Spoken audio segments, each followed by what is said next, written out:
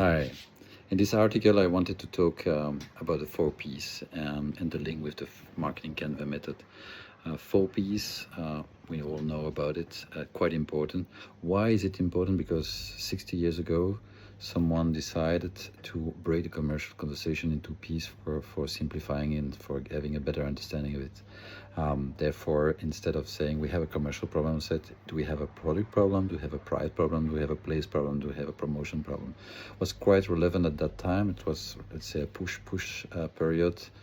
Nevertheless, the idea of breaking down the commercial conversation in pieces was a fantastic idea.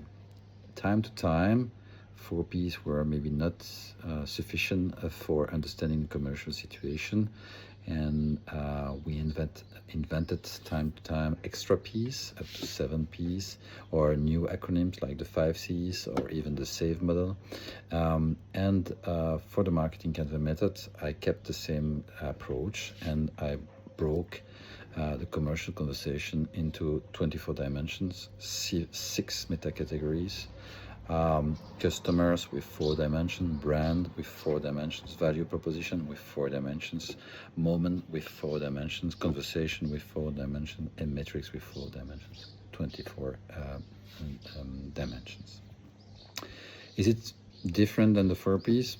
Not really. More sophisticated, more complex, more actual, I would say.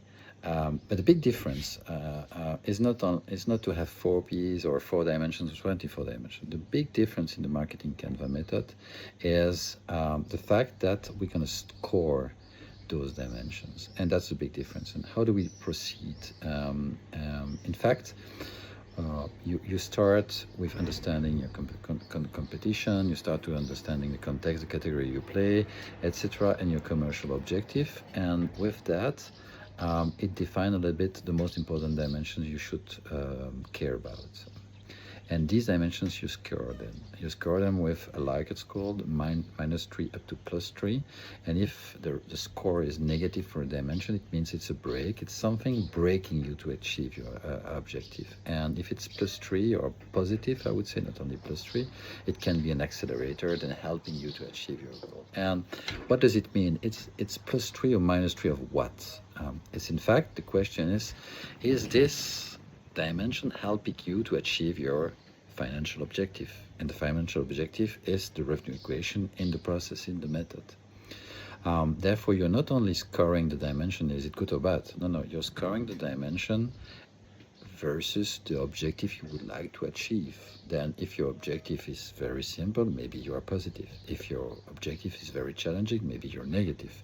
But then it tells you a lot, because if your objective is, I don't know, I want to grow by getting 100,000 new customers at the end of the year, and then you score negatively for, I don't know, by example, your positioning or your job to be done, it means that this dimension is not strong enough today for achieving this objective. And then what you should do, you should fix it. And that's the big difference with the 4 P's or whatever P's or whatever C's you will find. That's why we call it the marketing Canva method.